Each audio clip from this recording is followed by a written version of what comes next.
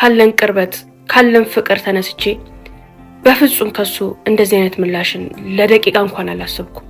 እንኳን እርጉዞኜ አርግዤልሃለሁ ያንተን ጽንስ ሆዴ ላይ ይዣለሁ ብዬው ይቀርና 10 ዓመት ቆይተን ከ10 ዓመት በኋላ ይሄ ጥያቄ መነሳቱ ራሱ አሁን ትክክለኛው ሰዓት ነው ብሎ ወደ ጋብቻ እንደሚደረደር ተስፋ አድርጌ ነበር።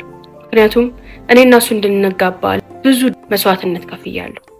በርግጥ እሱ ወስኖ ቆርጦ ለጋብቻ ቢዘጋጅ የቤተሰቦቹም ሆነ የወንድሞቹ ረብሻ እንደማያስቆመው አውቃለሁ።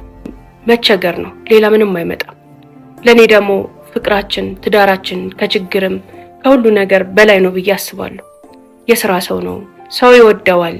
ከምንም ተነስቶ በአጭር ጊዜ ውስጥ የራሱን ነገር መገንባት ይችላል ብዬ አምንበታለሁ። ያን ሳምንበት በጭፍን ወይ ከፍቅር ተነስቼ አይደለም። ልክ እንደዛ አይነት ሰው ነው። በትንሽ ጊዜ ውስጥ የነሱን ካምፓኒና ድርጅት የት እንዳደረሰው እኔም እሱም የምናውቀው ነገር ነው። እሱም ወስኖ አሁንም አገባለሁ ብሎ ቁርጥ የሆነ ነገር ቢነግራቸው ለጊዜው ቢንገጫገጩም ቢቆጡም መጨረሻው ግን እሺታ እንደሚሆን እምነት ነበረኝ። የዛ ዕለት እንደነገርኩሽ ውድ ስጦታዎችን ይዞ ውድ ቦታ ራት ጋብዞ እያወራን ባለንበት ሰዓት ያው የተለመደው ጥያቄን አቀረብኩኝ። አሁንስ ምን እያሰብክ ነው? የኔና አንተ ጋብቻ እስከ መቼ ነው? እኔ እኮ ሴት ልጅ ነኝ፣ እድሜ እየሄደ ነው። አላሳዝንህም? እዛ አብራ ሃይስኩል ላይ የነበረች ትንሽዬ ልጅ ጓደኞቿ፣ ታናናሾቿ፣ ታላላቆቿ ሁሉ አግብተው ልጅ ወልደው ከብደው እየኖሩ እኔ ግን አንተን ጥበቃ 10 ዓመት መቆየቴ በራሱ ትንሽ አይከብድህም? አሁን የመጨረሻ ነው፣ መጋባት አለብን። ከፈለክ በገሃድ ከፈለክ በድብቅ። አሁን ወደ ኋላ መሄድ የምትችልበት ሁኔታ ላይ አይደለህም አልኩት። ምንድነው አለኝ። አርግዣለሁ አልኩት። ሁለት እጁ ላይ ያዘውን ብርጭቆ ለቀቀው። በዚህ ደረጃ ይደነግጣል ሳይሆን ይደሰታል ነበር ያልኩት። ድንጋጤው በጣም ከባድ ነበር። ምነው ለምን ደነገጥክ አልኩት። የምርሽ ነው ወይስ እየቀለድሽ ነው አለኝ። ከምሬ ነው። በቃ በተመሳሳይ ሁኔታ ሞከርኩ ለዓመታት። አንተ ለጋብቻ ልትወስን አልቻልክም። አሁን እርጉዝ ነኝ፣ ምንም ላረግ አልችልም። ግዴታ መጋባትና ልጃችንን መውለድ አለብን። መቼስ ከልጅህ በላይ የሚሆን ምንም ምክንያት አይኖርህም አልኩት። ጸጥ ብሎ ቆየ። አታደርጊውም፣ እየቀለድሽ ነው አለኝ። አርግዣለሁ። በርግጥ እኔም ማስቤበት አይደለም፣ ግን ተፈጥሯል። አሁን እዚህ እድሜ ላይ ቆሜ ማርገዜ በራሱ በጣም የሚያስደስተኝ ነገር ነው። ስለዚህ በጣም ደስ ብሎኛል፣ አርግዣለሁ አልኩት። በፍጹም የወንድሞቼ ሁኔታ አብሶ ታላቅ ወንድሜ ሳያገባ በፍጹም ላገባ እንደማልችል ታውቂያለሽ። የፈለግሽውን ሁሉ አረግልሻለሁ፣ በገንዘብም በምንም ነገር የምትፈልጊውን ነገር ጠይቂኝ። ይሄን ልጅ አስወጪ፣ የኔና አንቺም ሁኔታ እዚህ ጋር ያበቃል። ሁለት ማመን አቃተኝ። ምን አልክ አልኩት። አዎ በቃ ህይወትሽን ኑሪ። ብዙ እድሜሽን በልቼብሻለሁ፣ ብዙ ነገሮችን አሳልፌብሻለሁ አውቃለሁ። ነገር ግን ከዚህ በኋላ የዚህን ያህል ዓመት ጠብቂኝ፣ የዚህን ያህል ጊዜ ጠብቂኝ እያልኩኝ እድሜሽን መብላት አልፈልግም። እንዲሁም ደግሞ ያለ አባት የሚያድግም ልጅ እንድትወልጂ አላበረታታሽም። ከምንም በላይ ልጅ በወድም ልጅ ብፈልግም በትዳር በህጋዊ መንገድ የሚወለድ ልጅ ነው እንጂ በየመንገዱ የሚወለድም ልጅ አልፈልግም። ስለዚህ የፈለግሽውን ነገር ጠይቂኝ እባክሽ፣ ይቅር በይኝ፣ እኔን አትጠብቂኝ፣ ተይኝ፣ ህይወትሽን ኑሪ ያለኝ። ፍቅረኝነት ከጀመረን በ3ኛው ዓመታችን ላይ በሄዶ ቤተሰቡን ማግባት ፈልጋለሁ ብሎ ጠየቀ። ሁሉም ነበር የሳቀበት፣ ሁሉም ነበር ያላገጠበት። እነዚህ ሁሉ ታላላቆች ሳያገቡ ቁጭ ብለው እነሱ ባለፉበት በደከሙት ሀብት ላይ ብናስቀምጥ ስራን ከታች ሳታይ ምንም ሳትለፋ ሳትደክም ገንዘብ መቁጠር ብትጀምር ትዳር አልክ ብለው አላገጡበት፣ ተቆጡት፣ ውሻ አደረጉት ቤተሰቦቹ። ያልኩት ነገር ትክክል አይደለም እንዴ? በጣም ህፃን ነኝ እንዴ? ገና ነኝ እንዴ ለትዳር ብሎ እስኪያስብ ድረስ እናቱም ወንድሞቹም አስደነገጡት። ከበላዩ ብዙ ወንድሞች አሉት። የመጀመሪያው የሀብቱ መሰረት ወንድሙ እስካሁን አላገባም። ከሱም በታች ያሉት ማናቸውም አላገቡም ከሴቶቹ ውጪ። ስለዛ ለዛ ቤት እሱ እንደ ህፃን ልጅ ነው የሚታየው። ትምህርት ከጨረሰ በኋላ ፍቅረኛዬ በጣም ፈጣንና ጎበዝ ስለነበረ አብዛኞቹን የወንድሞቹን ኃላፊነት እሱ ጠቅልሎ ከታላቅ ወንድሙ ቀጥሎ ያለው የሀብቱ ተጠሪና ሀብቱን የሚያደራጀው እሱ ሆነ። ሙሉ ኃላፊነት የባንኩንም የስራውንም የድርጅቱንም የፋብሪካውንም ታላቅ ወንድሙ ለሱ ተወ። ከታላላቆቹም በልጦ የሀብቱ ኃላፊነት ላይ እሱ ተቀመጠ። ያም ኃላፊነት ሰጥቶት አላሳፈረው። በፍጥነቱና በጉብዝናው ድርጅቱን ከነበረበት እጅግ ወዳልተጠበቀ እድገት አመጣው። ሀብቱ መሰረቱ የወንድሙ ይሁን እንጂ እንደ ቤተሰብ ሀብት ነው የሚቆጠረው። ነገር ግን ምንም ነገር ወንድሙ ሳይፈቅድ ወንድሙ ሳያቅ የሚወጣም የሚገባም የሚደረግም ነገር የለም።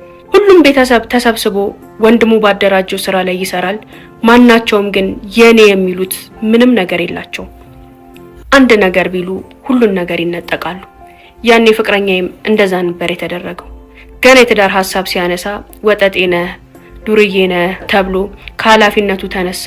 የነበረውን ገንዘብ ተነጠቀና ባዶን አስቀርተውት አሁን እንደፈለኩን ተባለ። ያ ነገር በጣም ያስደነገጠው ነገር ነበር። ይቅርታሺ እናንተ ሳታገቡ ከዚህ በኋላ የትዳርን ወሬ ላላነሳ ብሎ ታርቆ ገባ። አውለት ከዛ በኋላ ሌላ 2 ዓመታትን አስቆጠረ። ከ2 ዓመታት በኋላ ስራው ላይም ስር እየሰደደ ነገሮችንም ከሚጠብቁት በላይ ፈጥኖ እያደራጀ የቤቱ ተሰሚ መሪ አማካሪ የኔ ፍቅረኛ ሆነ። ምንም ነገር ሲደረግ ምንም ነገር ሲኮን ይሱን ነው የሚያማክሩት። የመጀመሪያ ወንድሙም ሆነ እናቱም ሁሉም ቤተሰብ እሱን ሳያማክሩ የሚወስኑት ነገር እስከማይኖር ድረስ ዶሚኔት አደረጋቸው። አሁን እንኳን እሺ ይሉሃል፣ ምክንያቱም ማምነውብሃል፣ እንዳደግ ትልቅ ሰው እንደሆንክ ስላመኑ ነው ሁሉንም ነገር ላንተ የሚያማክሩትና ባንተ በኩል የሚያልፈው። ይሄን ሁሉ ኃላፊነት ያሸከሙህ እኮ ስላመኑብህ ነው። ቢያንስ አሁን ጠይቅ ብዬ እንደምንም አደፋፍሬው እየፈራ እየተባ አሁንም ሄዶ ጠየቀ። ያኔም አመን ፊት ሰጠን አማከርን ምራናልን ታላላቆችን አስቀምጠ እንደው ሌላውን ባታፍር ትልቁ ወንድምህን አታፍርም? እሱ እናንተን እዚህ ለማድረስ የቤተሰቡን ህይወት ለመቀየር አይደል ትዳርን ሴትን ትቶ አንገቱን ሰብሮ ይሄን ሁሉ ነገር እዚህ ያደረሰው። እሱ ሳያገባ አንተ ላግባ ብለ ሴት ብታመጣ ተድረ ብትወጣ ትንሽ አታፍርም? ትንሽ አይከብድህም? ብለው ድጋሚ የመጀመሪያውን አይነት እርምጃ ተወሰደበት። ያኔ ወሰነ። በቃ ወንድሜ ካላገባ ቢያንስ ሌሎቹ ይቅሩ፣ ታላቅ ወንድሜ ካላገባ እኔ ማግባት አልችልም፣ ማናቸውም አይቀበሉኝም፣ አብሶ እናቴ በፍጹም አትቀበለኝም ብሎ አመነ። ያኔም እናቱ ቀስ ብለው ያሉት ከሴቶች ጋር በመቀራረብ ሰዎችንም በማወቅ ከወንድምህ አንተ ትሻላለህ፣ ይህንን ወንድምህ አንዷን ጎበዝ አቀላጥፍና ዳረው፣ ከዛ በኋላ መንገዱም ይከፈታል፣ እሱ ካገባ ሁላችሁም ታገባላችሁ፣ አንተ ማግባት መፈልግ ከሆነ መጀመሪያ ለሱ ሚስት አምጣ ብለው ኃላፊነት ሰጡት። ከኔ ጋር ተማከረ። ታላቅ ወንድሙ ሳያገባ እኔና እሱ የመጋባታችን ነገር ህልም ሆነ፣ የማይሆን መሆኑ ተረጋገጠ። ታወው ሁሉን ነገር ተውላቸው፣ አንተ እኮ የሥራ ሰው ነህ፣ ከምንም ተነስተን ማደግ እንችላለን፣ መኖር እንችላለን፣ ለምን እንዲህ ታደርጋለህ ብዬ ስለው በፍጹም ይሄን ሁሉ የለፋውበትንም አልተውም፣ ቤተሰቤንም አልክድም፣ እንደዚህ ማድረግ አልችልም፣ አዲስ ቤተሰብ አመጣለሁ ብዬ የኖርኩበትን ያደግኩበትን ዋጋ የከፈለልኝን ቤተሰብ መተው አልችልም፣ ለሁላችንም እንዲመቸን አድርጌ እንጋባለን፣ ትንሽ ታገሽኝ ነው የሚለኝ። ስለ ትዳር ባነሳውኝ ቁጥር ለኔ የሚሆነው የሚያደርገው የሚከፍልልኝ መስዋዕትነት እኔን ትቶ መኖር እንደማይችል እንዳስብ ነው የሚያደርገኝ። መሆን ካለበት በላይ ይሆንልኛል፣ መስጠት ካለበት በላይ ይሰጠኛል፣ ተንከባካቢ አፍቃሪ ነው። ያኔም ትልቅ ወንድሙን ለማጋባት ስራውን እኔና እሱ ወሰደ። ሙሉ ኃላፊነቱ የኔ ሆኖ ቁጭ አለ። በዛም ወቅት ዙሪያ ላይ ያሉ ያገቡ ማግባት የሚፈልጉ ምትዋወቃቸውን የሰፈሬ ልጆችን ተይ ያልቀረኝ የለም። የሱን ስልክ እየሰጠሁኝ ጥሩ ሰው ነው፣ እንደዚህ ነው፣ ማግባት ይፈልጋል፣ እየደወላችሁ አውሩት እያልኩኝ ስልኩን መስጠት ጀመርኩኝ። እየደወሉ ያወሩትና ብዙም ግን አይሄዱ። አረ አንቺ ገገማ ነው፣ አረ እንደዚህ ነው፣ አረ እንዲህ ነው ይሉኛል። ሴትን መቅረብ፣ ሴትን ማውራት፣ ከሴት ጋር መቀራረብ የሚሉትን ነገር አያውቀውም። በተለያየ ምክንያት ከማንም ጋር ላግባባው አልቻልኩም። አውለት መጨረሻ አንድ ነገር ማድረግ ጀመርኩ። እስኪ ወንድምህ የሚወደውን የሚጠላውን መልኳን ከለሯን ሁሉን ነገር ንገረኝ ብዬ ስለ ወንድሙ ስለሚወደው ስለሚጠላው ነገር ጥናት ማድረግ ጀመርኩ። ወፍራም ቀይ ሴት እንደሚወድ ማተንቀለቀል አለባበሷ እንደዚህ የሆነ ብቻ ፍቅረኛዬ ወንድሙን በተለያየ ሁኔታ የሚወዳትን አይነት ሴት ምን አይነት ናት የሚለውን ነገር እያጣራ ለኔ ነግረኝ ጀመር። መንገር እንደውም አይደለም እሱ ሲያወራው እሱ ሲለው